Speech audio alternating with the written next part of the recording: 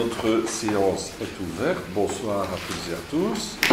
Alors, d'abord, je souhaiterais vous demander l'urgence. Vous savez toujours qu'à ce moment-ci, les ordres du jour des intercommunales, c'est un peu erratique. Donc, urgence pour l'Assemblée générale de l'ASPI et l'Assemblée générale de la Citadelle. Pour l'Assemblée générale de l'ASPI, tout le monde est d'accord. Et pour... Merci pour l'ASPI. Et pour la Citadelle, est-ce que tout le monde est d'accord pour l'urgence? Sonnez le sang.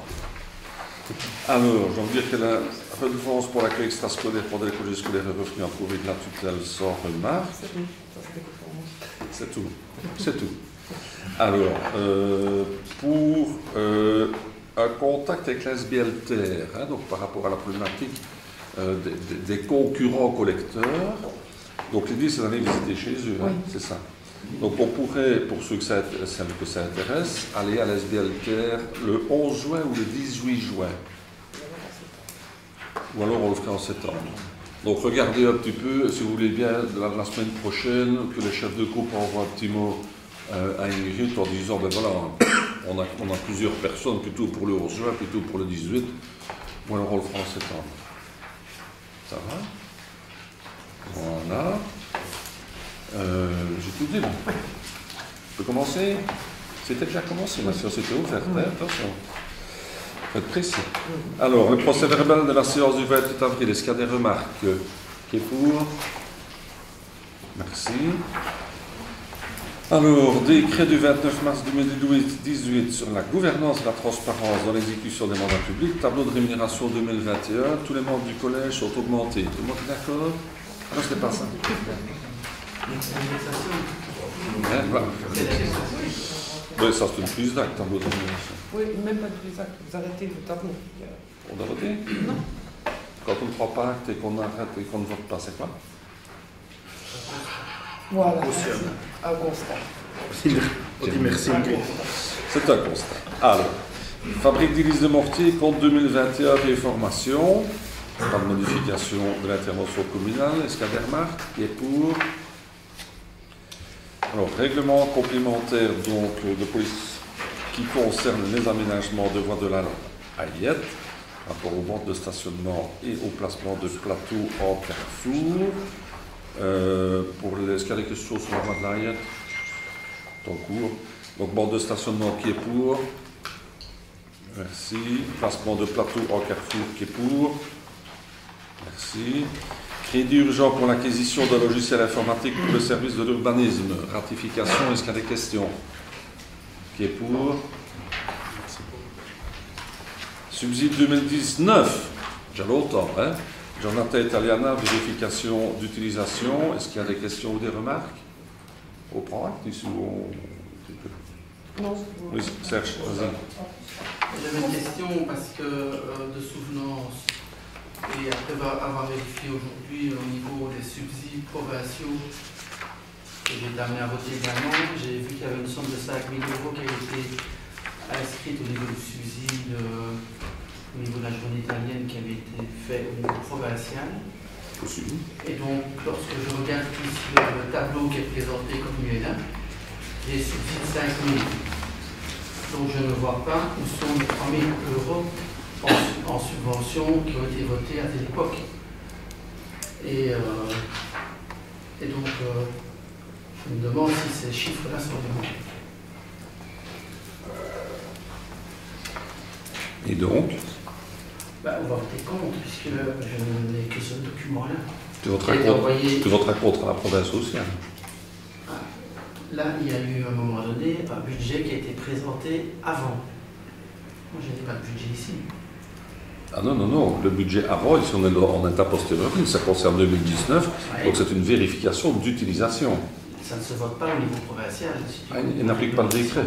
Ah, à partir du moment où ça a été voté au niveau de la subvention par rapport au budget, ce n'est pas le même fonctionnement qu'au niveau communal. Donc voilà. Ah. Donc les communes doivent vérifier l'utilisation des subsides par la province. De toute façon, voilà, vous avez cru à ce moment-là, c'est votre choix.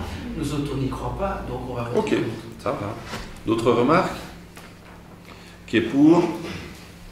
Qui est contre? Merci. Alors, subside 2022, Giornata Italiana. Alors, on n'a pas organisé cette journée pendant 2 ans en tant que telle.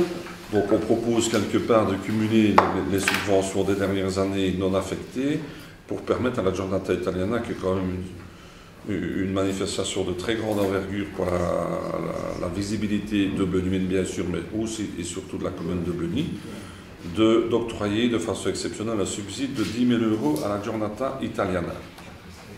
Est-ce qu'il y a des questions ou des remarques? C'est Jérôme Nous avons ce prix de montant, je pense qu'on n'est pas les seuls.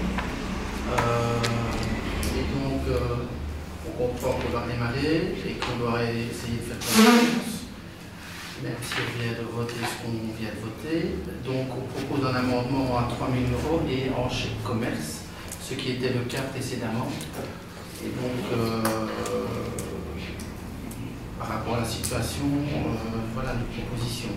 En sachant qu'on est un peu surpris qu'on ne parle que de la journée italiana, alors que normalement, si on doit verser les fonds, on doit les verser sur un compte. Je suppose qu'à ce moment-là, c'est un compte qui n'est pas autre que celui de la Fondation Italia. Mais on n'en parle pas du tout dans le projet de DDB comme il est présenté ici. Jérôme? J'avoue que ça, je me coupe plus l'herbe sous le pied parce que je suis également surpris. Nous sommes également surpris du montant qui est alloué cette année et qui est pas du tout celui des années précédentes. Alors il n'y a pas eu de manifestation l'année précédente, donc pour nous, il y a pas eu de dépenses avec de recettes des années précédentes, donc il n'y a pas lieu cette année de monter à 10 000 €. Ça nous semble un peu beaucoup. La raison pratique, donc la raison théorique, je viens de l'expliquer, la raison pratique, c'est que la Giornata Italiana, dans cette période de relance, a des difficultés de boucler son budget. Parce que, compte tenu de la parenthèse du Covid, il y a beaucoup de sponsors qui freinent un petit peu des cartes nues. Et donc, si on ne fait pas un effort significatif cette année-ci, ça peut signifier éventuellement l'arrêt de mort de la Giornata Italiana. Voilà, maintenant chacun en pense ce qu'il veut et tire les conclusions, mais pratiquement c'est ça. Voilà, ici ce qui m'ennuie un petit peu, c'est que dans les courriers, le montant de subside ne justifie absolument pas, il n'y a pas de montant, il n'y a pas de budget. Et nous ici, dans les pièces auxquelles qui nous sont soumises, on n'a pas beaucoup d'informations. Et donc, cela signifie qu'on doit limite de croire sur parole, j'imagine avec les contacts que tu as eus avec l'organisation. Ce qui, moi, en tant que conseiller communal, me pose un peu souci. Donc voilà, moi, je compte me rallier parce que c'était un peu l'idée qu'on avait sur un amendement pour revenir à 3 000 € qui était le montant qui avait été alloué les années précédentes, parce que je n'ai pas de pièce justificative me permettant d'aller au-delà. Ok, d'autres remarques? Donc on va voter Anne-Marie. Oui.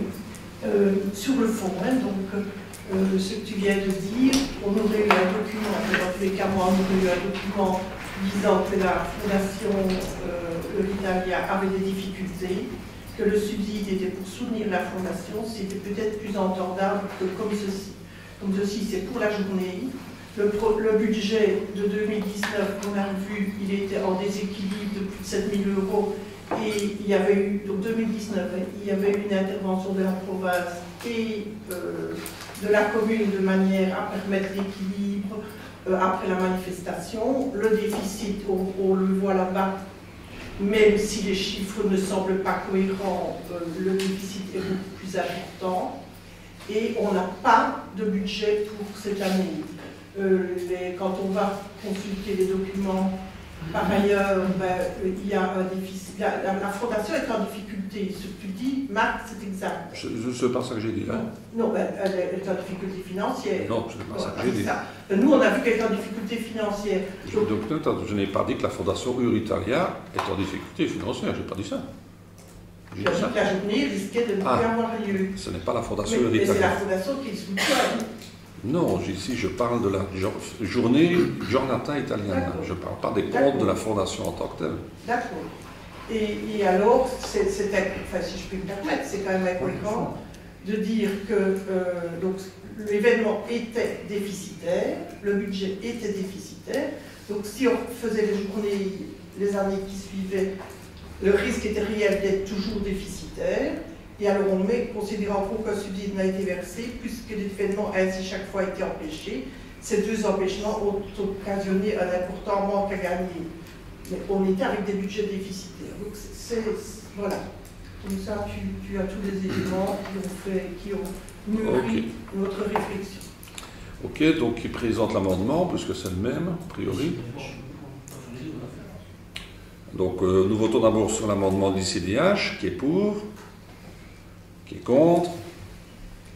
L'amendement étant rejeté, nous votons sur la proposition initiale, qui est pour, qui est contre. Alors, moi il peut être commun, moi. Voilà. C'est l'ICDH seul, Ah non, si c'est le même pour vous, il n'y a pas de souci. l'ICDH et IMF. Je formule l'amendement également. Oui. Si tu voulais faire le même, il n'y a pas de souci. Alors, nous passons au point 8, marché public pour la campagne de dératisation de tout le territoire de la commune. Faire ce possible. Est-ce qu'il y a des questions sur les rats? Non, mais je n'ai pas de question, c'est un constat. La situation ne fait que s'aggraver dans tous les cas sur le village de Marchand depuis, puisque c'est là quand même que je vis, depuis qu'on a fait les travaux d'assainissement, c'est un paradoxe, avec les égouts rue Justin Soufnier, les gentilles petites bêtes ont immigré et avec les composts dans les fonds des jardins, on en voit même qui traversent la rue de Euseux. Donc, on a besoin de dératisation. Il faut éviter le jardin extraordinaire pour faire un documentaire sur la biodiversité dans le village. Voilà. Bon, c'est eh ben voilà. nécessaire. Donc, qui est pour? Pour B. Alors, bail amphithéotique avec l'SBL OJB, point 9. Donc, on a déjà parlé de ce qui est en train de se passer avec cette SBL. Donc, ici, la proposition est de faire sur le même modèle que ce qui a été fait avec l'SBL chez Mousse d'ailleurs, sauf que là on avait acheté le bâtiment, ici on est propriétaire, de se faire un droit d'amphithéose pour 15 ans à la SBL, sur le périmètre évidemment on ne leur met pas toute l'école en chose, en amphithéose, de façon à ce qu'ils puissent, comme ils le souhaitent, et comme ils s'en sont montrés capables et nous leur faisons bien confiance, à mener non seulement les travaux d'aménagement, mais aussi toute la gestion de ce bâtiment, je le répète un peu sur le modèle de ce qui se fait à Mortier, qui a été pionnier. Est-ce qu'il y a des questions ou des remarques? Qui est pour? Fait. Alors, contrat de bail avec la Fondation Susa, bloc A de l'ancienne caserne de Sèvres. Donc, à partir du moment où le rez-de-chaussée se libère et où la SBL Susa, qui, je le précise, quand elle a quitté la ville de Liège par renonciation des locaux que la ville mettait à disposition de la SBL, est venue à Sèvres, c'était ad interim. Ma foi, j'ai l'impression qu'ils ne s'y trouvent pas trop mal, ce qui est quand même assez sympathique. D'autant plus qu'ils veulent augmenter leur activité. Et donc ici, c'est une SBL qui fonctionne assez bien avec des subventions de la région wallonne.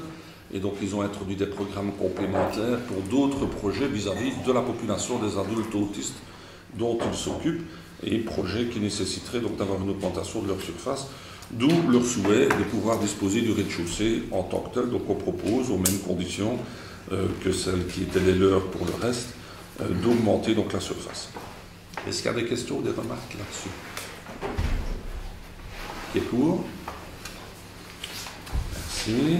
Alors, convention avec la SBL, l'Agence locale de l'emploi pour une mise à disposition de locaux gratuits, modification par la suppression des locaux dans le bloc A, c'est le corollaire évidemment du pacte que nous venons de voter. On ne sait pas mettre deux associations dans les mêmes locaux. Est-ce qu'il y a des questions ou des remarques? Nous avons voté contre puisque ça suit le vote précédent, on a bien eu l'occasion de s'exprimer là-dessus. Donc pour vous, il y aura deux locataires au même endroit? Non, contre. Si on vous suit, vous venez d'octroyer le rez-de-chaussée à Susa et vous refusez d'enlever l'agence locale, donc il y en a deux. Donc ça veut dire que sur un point comme qui est présenté là, on s'est voté pour, c'est ça? Non, vous faites ce que vous voulez, moi. Vous faites ce que vous voulez. Mais oui, à mon avis, le seul vote cohérent, c'est de voter pour, oui, évidemment. Non, il ne faisait pas référence pour la clarification au point 10. J'ai compris. Ah, d'accord. Ils me prennent un peu de nouilles. Mais moi, simplement, je vous dis, vous venez de voter pour l'occupation des locaux par une SBL et pour vous refuser de les libérer. Donc je pose simplement la question. Maintenant, si vous estimez que c'est cohérent, c'est votre droit. Non, c'est par rapport à la ALD, au volet ALD, au volet titre service. C'est ce qu'on a. C'est la façon dont on a voté. Mais si on vous suit. 3 mois. Non, mais tout le monde a écouté ce qu'il veut. Simplement, je dis, si on vous suit, nous avons à partir de demain deux SBL qui occupent le même endroit. Si je peux intervenir, parce que finalement, on partage un peu la même vision, puisqu'on reste cohérent avec notre position, mais ici, on demande de voter au niveau du travail. Pour le groupe de travail, il comprend des dispositions pour lesquelles nous ne sommes pas favorables et pour lesquelles nous nous sommes déjà exprimés. Donc, on reste cohérent avec la position qu'on a adoptée sur les dispositions de leur ensemble. Alors, j'entends l'argument qui dit, bah oui, il va y avoir à un moment donné deux locaux, ok. Alors, soit votre position, ça colle une situation juridique avec une situation factuelle, on l'entend, mais la proposition dans son ensemble, le contrat dans son ensemble que vous nous demandez de voter, on est d'accord avec l'ensemble des termes de cette convention. Et donc, comme on dit souvent, c'est pas d'accord sur tout et pas d'accord sur rien. Donc ici, ça ne vaut pas une polémique, mais simplement, je signale par là que le vote que vous avez pris, auquel vous vous reliez, vous met aujourd'hui dans une position inconfortable parce que le vote que vous avez mis à ce moment-là était lui-même incohérent. Donc vous restez dans l'incohérence. Chacun sa position. Voilà. Sa position, vous avez comment même changé de vote aussi, si vous avez fait un bail il n'y a pas si longtemps pour une certaine durée, vous devez renoncer suite à la demande, suite à la gestion comme elle est pour l'instant. Pas du tout. Ici, nous pouvons mettre l'ASBL SUSA dans les locaux parce que l'ASBL, l'Agence locale pour l'emploi, les libère, parce que l'Agence locale pour l'emploi, depuis qu'elle fonctionne normalement, c'est-à-dire avec beaucoup de sérénité au sein de son conseil d'administration, a pris un certain nombre de décisions qui font qu'aujourd'hui les locaux sont venus. Alors, on va voter. Voilà. Et donc, qui est pour et qui est contre? Ok. Alors, personnel communal, statut administratif, modification. Donc, il y a eu une annonce de la région Wallonne pour favoriser, une demande aux communes pour favoriser le travail à 4/5e temps pour les métiers pénibles à partir de l'âge de 60 ans. Donc nous estimons que c'est une démarche tout à fait légitime et donc nous proposons de nous y insérer. Nous reconnaissons comme métier pénible les ouvriers et le personnel d'entretien, a priori. Et donc nous proposons qu'effectivement pour ces catégories de personnel, ils puissent à partir de 60 ans travailler à 4/5e temps avec maintien du salaire, bien entendu.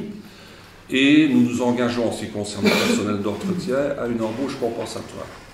Alors, pour les ouvriers, est-ce à dire que nous ne ferons pas d'embauche compensatoire? Non, mais nous ne souhaitons pas nous lier de façon obligatoire à un engagement. Donc, nous continuerons à envisager les besoins en matière de ressources humaines au niveau du service des travaux de façon ponctuelle et pragmatique.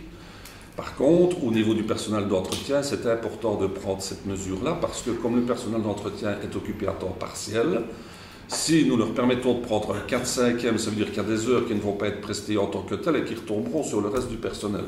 Donc, nous semble-t-il assez incohérent. Donc, nous proposons de suivre la proposition du gouvernement wallon, à partir de 60 ans, 4/5e temps avec maintien du salaire pour les ouvriers et le personnel d'entretien, et avec embauche compensatoire pour le personnel d'entretien. Voilà. Est-ce qu'il y a des questions ou des remarques? Qui est pour? Merci. Alors, appellation de rue. Donc ça, c'est dans le lotissement Caordet. Je ne sais pas quel est le nom. Voilà, ici. Donc il y a des rues internes, d'après le plan de lotissement. Donc il faut leur donner un nom. Donc on propose des noms qui se raccrochent au site de la caserne, plus ou moins. Rue de la Guérite et rue du Parc. Qui est pour? Ça fera au moins un content dans le personnel communal. Et je ne donne pas de nom. Alors, SBL Budimouf, représentant de la commune, remplacement. Hein? À côté. Il faut distribuer le bulletin de vote.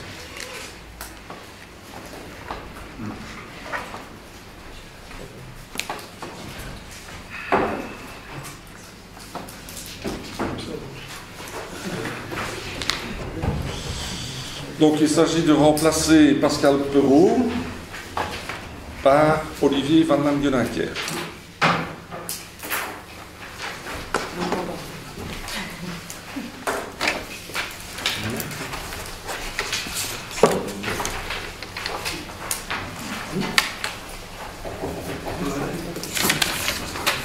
Hein?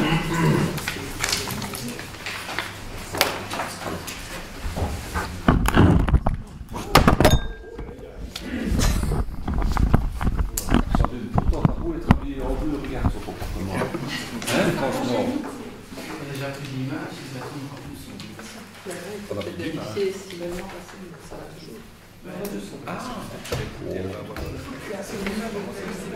Qu'est-ce que notre image? Quelle est son importance? Le son qui compte, non? 20e minute. Il faut baisser le son.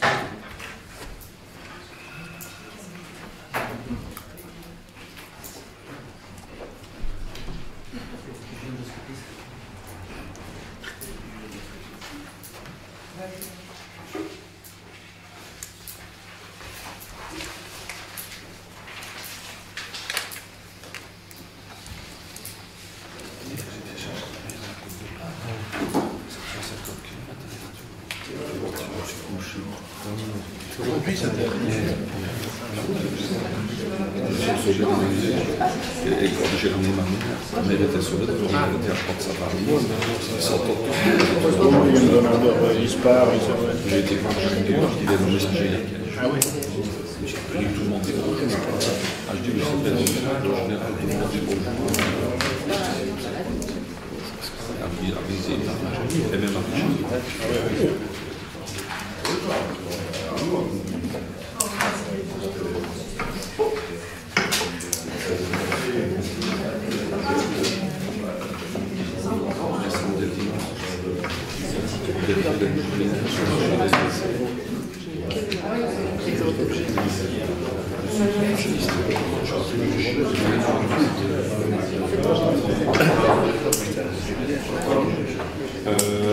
À l'unanimité, merci beaucoup.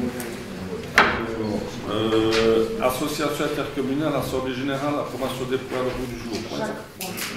Alors, point 1, donc qui est pour? Point 1, 2, 3, 4, 5, je dois faire avec ces 6, 7, 8 et 9. Et alors, dans le public, je crois qu'on ne comprend rien, mais l'expert explique facile. Alors, point 16, Placile, qui est pour point 1, 2, 3, 4, 5, 6, 7, 8, 9, 10, 11. Et ça, c'est de la démocratie. Hein. Ça, alors, là. Alors, point 17, ECITIA Finance. Assemblée générale ordinaire. Qui est pour point 1, 2, 3, 4, 5, 6, 7. Attention, Marie, je te regarde. Hein. Oui. Alors, ECITIA intercommunale SC. Assemblée générale ordinaire. Qui est pour 1, 2, 3, 4, 5, 6, 7, 8, 9, 10. 0, 10. C'est le score à la mi-temps. Aknok.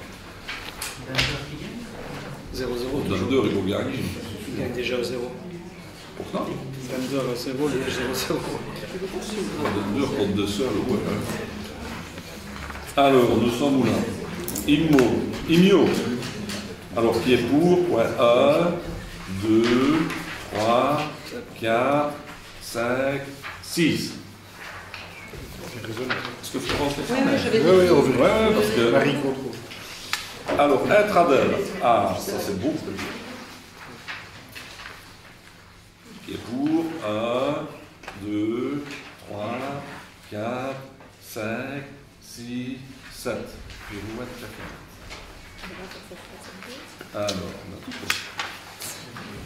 Néo-mention. Qui est pour 1, 2, 3, 4, 5. Alors, les deux que nous sommes en même temps.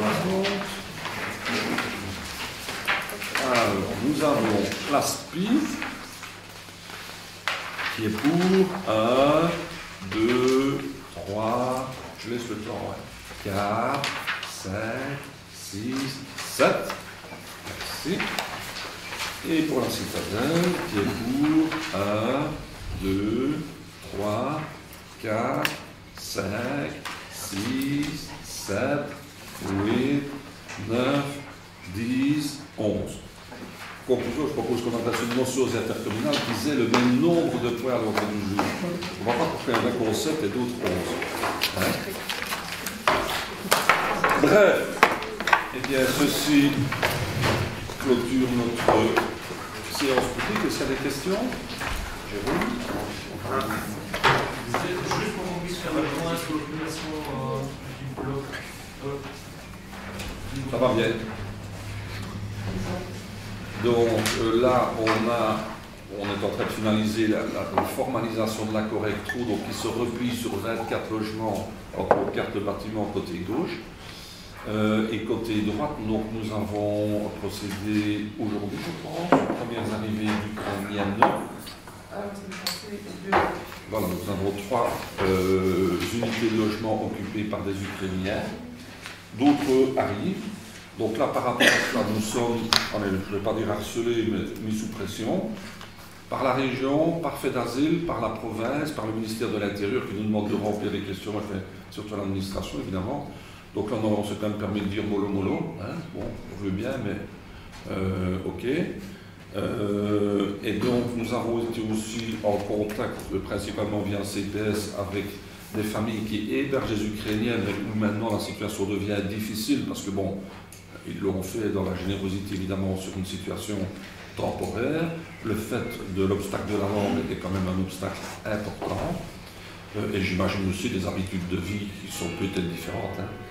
Donc, on a décidé de donner, entre guillemets, la priorité aux demandes venant d'Ukrainiens déjà sur le lit, pour soulager les familles et leur permettre de garder un contact chaleureux, amical, mais dans un autre contexte de logement. Donc ça nous en fait combien, ça, Marie? Qu'on devrait occuper ces 11, non? Oui.